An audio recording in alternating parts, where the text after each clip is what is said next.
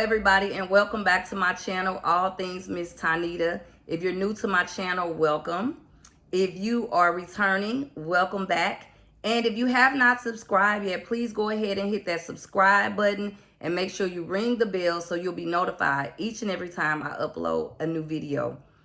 In today's video, guys, I'm going to skip the intro and I'm going to get right down to it because I want to share with you 5 lessons that I learned in 2023 that I will be taking with me to 2024 and beyond. And hopefully some of these tips you guys will be able to implement if you have not already in your life, and it can be a positive change for you. My first one, it's okay to not be okay. It's okay if you're that strong friend and you want to take a pause and say, I'm not okay. It's okay to seek help. I am a strong believer in therapy. Most people who have never attended therapy or who are against therapy are people who've never gone to therapy, or they had a bad experience with therapy. Maybe they did not have a good relationship, or they didn't get a good vibe or energy from their therapist. And instead of, let me try to find a different therapist, this one is not a good fit for me, they just gave up on therapy altogether, or they had such a bad experience that they just they don't believe in therapy, period. Therapy is so beneficial. It allows you to see yourself, and that's what it's really about. You seeing yourself and facing, whether it be childhood traumas or whether it's something you're currently dealing with.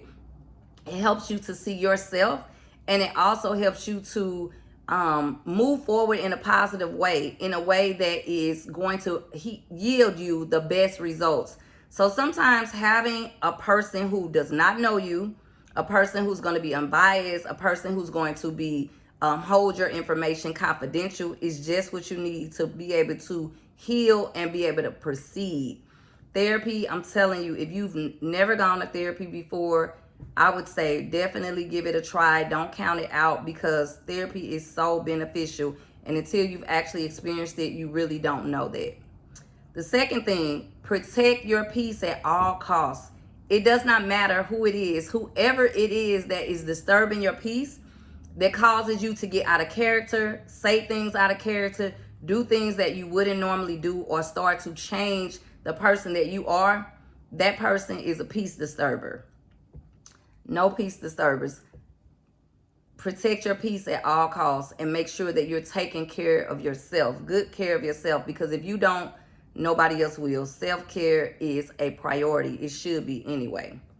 Third, close chapters when they need to be closed. Do not be like I once was, and I found this out in therapy as well, that in therapy that I was a relationship hoarder. Sometimes we hold on to relationships with people, with our spouses. I'm not advocating for divorce, but I'm just saying it could be with a spouse that's very toxic to you, that you've been hanging on to forever and ever, knowing that the marriage been over. It could be friendships, it could be family members, it could be co-workers, whomever. Sometimes we hold on to people because we value relationships, or we look at the time spent and we don't want to just end it. I don't consider myself the type of person that just have a cutoff spirit where anytime somebody does something to me, I'm just cutting them off. I'm done with them. I really consider myself to be a person that's very gracious, that gives grace and that gives the benefit of the doubt, probably more times than I should. There's been some relationships in my life that I have had to end them like there's no coming back from them. I forgive them even if they didn't apologize, and I forgive myself, and I have forgiven them to the point that you're forgiven, but I don't mess with you no more. Like there's no coming back. Some of the things that I've dealt with, and it's not a one-time thing, but it was a build-up of me giving them grace. And then finally, there was like a final straw for me, where either they did something totally malicious where they could never come back. They would never have access to me again. But in hindsight, when I look back and I evaluate and assess how the relationship went over the years, or my part in it, I realized that there was a lot of difficult conversations that should have been had a long time ago. Again, not confrontations, but conversations that should have been had a long time ago. And we may have been able to nip some things in the bud, and maybe we could have proceeded in a more healthy way.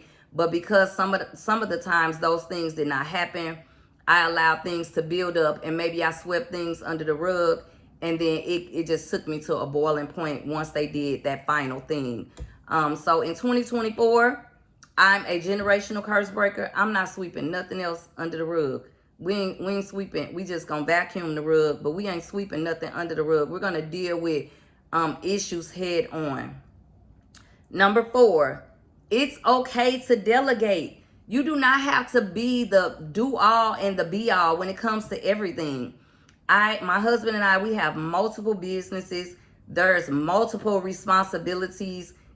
Although I wear many hats and I do a lot of the tasks that are related to our businesses, I have learned to offload or hire someone to do certain things that, really does not allow me to be in my strengths. We cannot be strong at everything. There's some things that we have to identify and be able to acknowledge that we're weaker in certain things. And so you want to let an expert or someone who's better than you handle that so that you could take care of other things.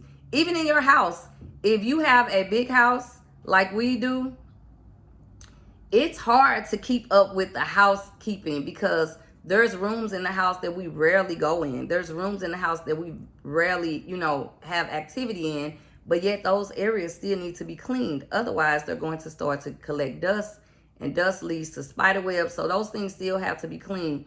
So for that reason, I would say hire someone to come in and clean your house or do the things that, or kind of something that you really don't want to do. You can hire somebody for that.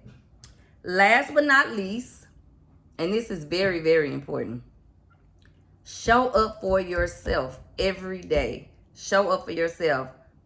If you don't show up for yourself, no one else is. So if that means that today I'm showing up, but I'm not at 100%, today I'm going to take a moment to pause and to just chill. Like I'm going to take a shower, I'm going to put on a fresh set of pajamas, and I'm going to lounge all day.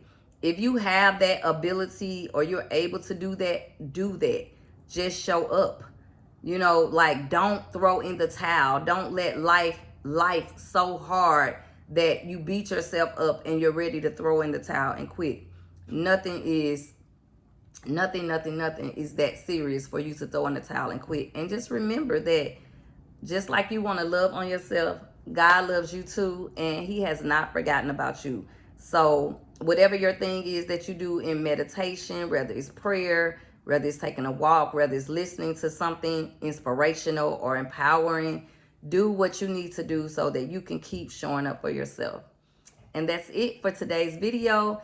I would love to hear from you guys and hear down in the comments what type of content you would like to hear from me, whether it be entrepreneurship, whether it be my journey with therapy, my journey with grieving, whatever it is. I would love to get some feedback. So as I'm developing content, I can also do content based on the things that you guys would like to see. Again, if you have not subscribed, please subscribe. Please hit that notification bell, and I will see you on the next video. Thank you.